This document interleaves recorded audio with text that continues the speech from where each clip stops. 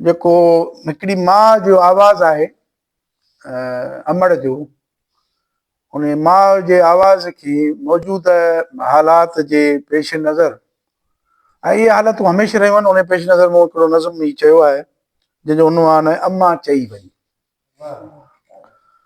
अचनि थियूं यादि मूंखे अॼु बि तुंहिंजूं तोतलियूं ॻाल्हियूं, संभाले मूं रखिया आहिनि अञा से तुंहिंजा रांदीका।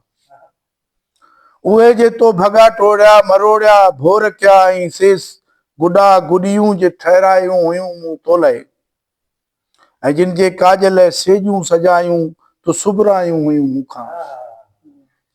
अचनि थियूं यादि मूंखे अॼु बि तुंहिंजा, अचनि था यादि मूंखे अॼु बि तुंहिंजा बांबड़ा पाइण, तिरनि भर तुंहिंजो घिसकण वेहण लाइ तुंहिंजी सा कोशिश, मुंहिंजो चिपटिन ते तुंहिंजा टहक ऐं हो हूं करे घटि घटि।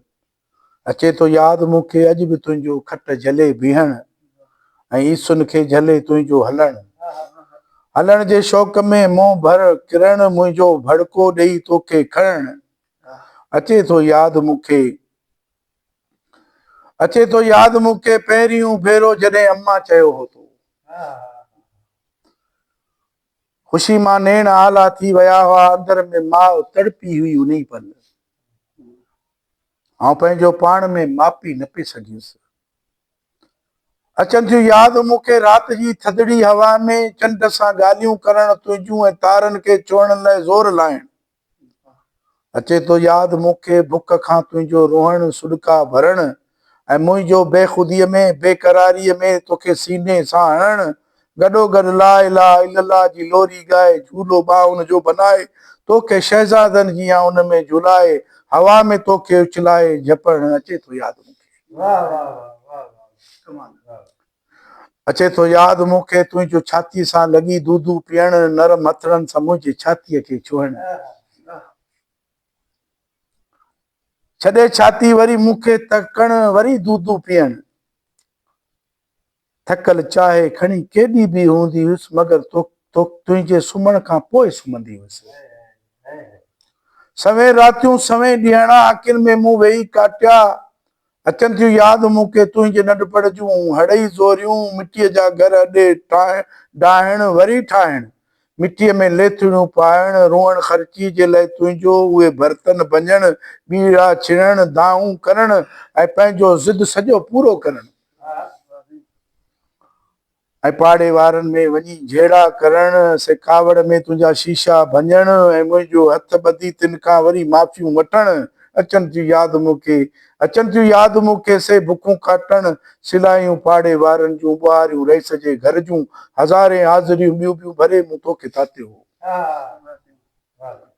किरोड़े ख्वाब नेणनि में सजाया हुअमि त तूं पढ़ंदे, पढ़ी वाणू वॾो थींदे, उहे बासूं बि पूरियूं थियूं सभई आसूं बि पूरियूं थियूं, वॾो माण्हू बि तूं थी वएं, मगर एॾो वॾो थी वएं जो आउं तुंहिंजे सोचनि जी रियासत में सफ़ा गुम थी वियुसि। ॿुधे राणा, ही मुंहिंजा हथ जिन सां मूं तुंहिंजा गुह मुट धोता हुआ, गिरह मानी जे ठाहे जिन सां तोखे मूं हुआ खाराया, उहे हथ जिन सां मूं तोखे झले ज़ोरी हो वेंजारियो, उहे हाणे ॾकनि था हथ। बदन जो तुंहिंजे सुख जे लाइ सॼो ॾींहुं राति कढ़ंदो हो, उहो हाणे ॾकनि था पुट, ॾके थो पुट, सिवाइ तुंहिंजे लुछे थो पुट, अकेलाई बि झोरे थी, कुराड़प बि विलोड़े थी, जुदाई जी झिंझोड़े थी, अंदर के टोड़े मोड़े थी। अगरची पाण ॿई हिकिड़े ई घर में गॾु रहूं था पर सदियुनि जा फ़ासिला आहिनि, हज़ारे दरमिया पंहिंजे अची पिया मामला आहिनि। ॾिसण जी आस नेणनि खे ॿुधे राणा निहोड़े थी, हीअं कि तुंहिंजी बेख़्याली जी सच भाई निपूड़े थी। महीना थियो वञनि तोखे ॾिसण लाइ, तोसां अहवाल दिलि जा के करण लाइ, नथी डोड़ी सघां हाणे पुठियां मां, हक़ीक़त में कुराड़ी थी वई आहियां। अचनि था यादि मूंखे से तुंहिंजा वाइदा, उहे वाइदा सफ़ा जेके हुआ सादा, उहे जिन में मुक़दस ख़िदमतुनि जो एवज़ो हो, मुंहिंजे लुॾंदड़ बदन जो हौसलो हो।